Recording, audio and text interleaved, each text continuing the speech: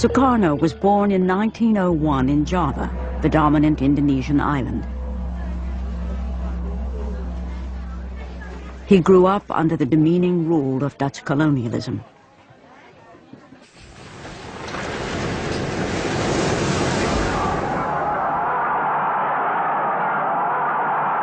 Sukarno was an ardent nationalist who led Indonesia's independence movement.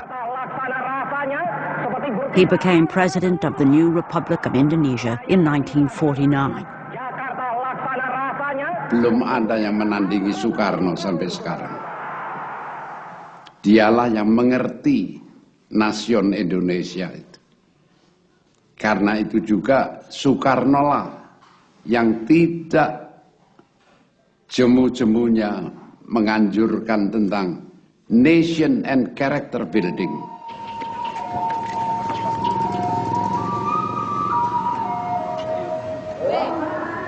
President Sukarno's ambition was to unite a new nation from a clash of cultures, languages, and the world's main religions.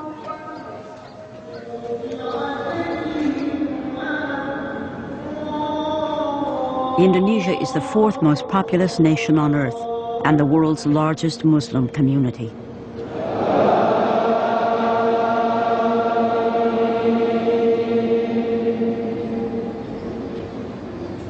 Kepribadian banteng. Maka karena itu, ayo maju terus, jebol terus, tanam terus. Sukarno thought he could preserve his own one-man rule by balancing the competing ideologies inside his country. I tolerate all ideologies. The nationalist ideologies, the religious ideologies, the communist ideologies. So far, they are not making trouble or damage to the Indonesian state. Sukarno's balancing act might have succeeded indefinitely if the Cold War hadn't been raging outside Indonesia, where the domino theory held sway. Here's Indochina. If Indochina falls, Thailand is put in an almost impossible position. The same is true of Malaya with its rubber and tin. The same is true of Indonesia. If this whole part of Southeast Asia goes under communist domination or communist influence, Japan must inevitably be oriented toward the communist regime. America says welcome in a big way to President Sukarno. Vice President Nixon and State Secretary Dulles are on hand at Washington's National Airport. As leader of the highly strategic Indonesian domino, Sukarno was courted by leaders on both sides of the Cold War. He attempted a policy of neutrality, believing this was the best way for his young nation to gain assistance from East and West. May God give us, America and Indonesia, the best friendship which has ever existed between two nations.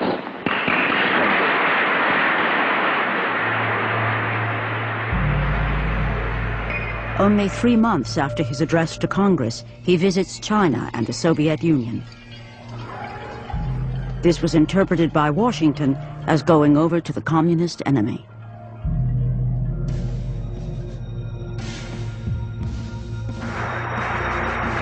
The United States becomes even more alarmed by the success of the Indonesian Communist Party in 1957 elections.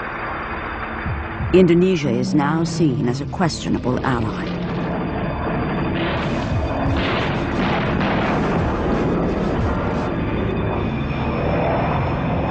In the largest covert operation since World War II, President Eisenhower backs rebellions against Javanese rule in the outer islands. Let's face it, the United States made a horrible blunder in 1957-58 in supporting an independence movement within Indonesia. It was a disaster. We should never have been in it in the first place, and if we were, we shouldn't have been in it the way we were. American involvement was revealed when a U.S. pilot was shot down. The U.S. quickly withdrew support, and the rebellions collapsed. Western intervention had backfired. Having stood up to a superpower, President Sukarno's grip on his country tightens, and he becomes emboldened on the international stage. Sukarno uses the United Nations to protest about Western intervention in his region. I hate imperialism. I detest colonialism, and I fear the consequences of their last bitter struggle for life. We are determined that our nations and the world as a whole shall not be the plaything of one small corner of the world.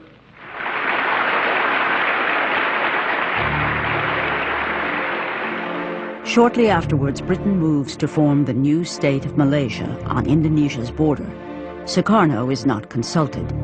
Incensed, he launches a military campaign against British forces to crush Malaysia.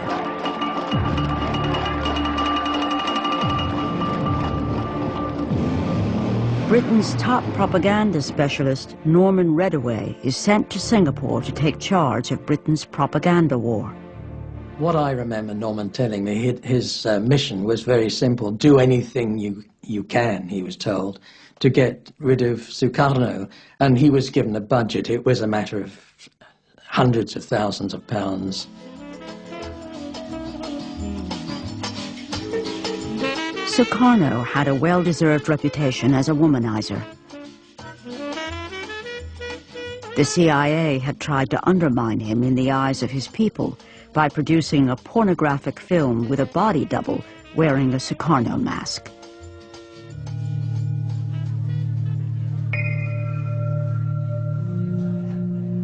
At least 6 assassination attempts were made on his life.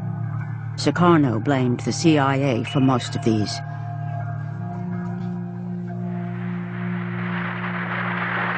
National Congress of the Indonesian Communist Party open. By the 1960s, under the leadership of Chairman Aidit, the PKI had become the largest communist party outside China and the Soviet Union, with over 3 million members.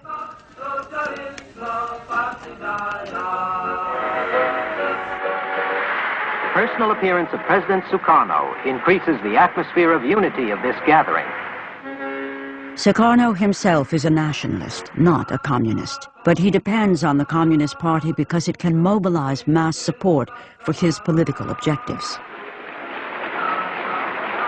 In return, Sukarno protected the PKI by banning anti-communist press and by restraining the army, also a potent political force in Indonesia. The chairman of the Communist Party had outlined a new approach of a kind of parliamentary road to power. At the same time, the Indonesian army was fairly unique because it operated also like a political party. And in that sense, the Communist Party and the army were in competition with each other, all from the village level up to the capital city. The West, as well as many Indonesians, fear the country is in danger of falling into communist hands. Supporting the army is seen as the best hope for the anti-communist cause.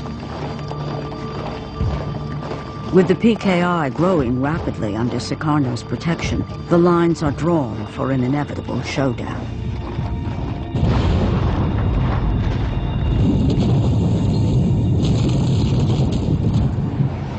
To the north, by 1965, the United States is escalating the war in Vietnam.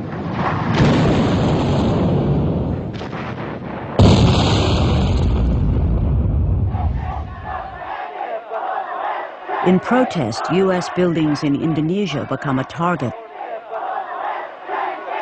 There were mass demonstrations, thousands of screaming demonstrators that would throw rocks at our embassy, and several with flaming rags around them.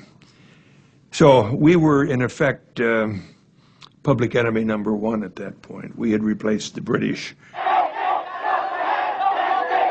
Anti-Vietnam War protests are also the order of the day at the University of Wisconsin, where Ibnu Santoro has been studying economics for the past 5 years.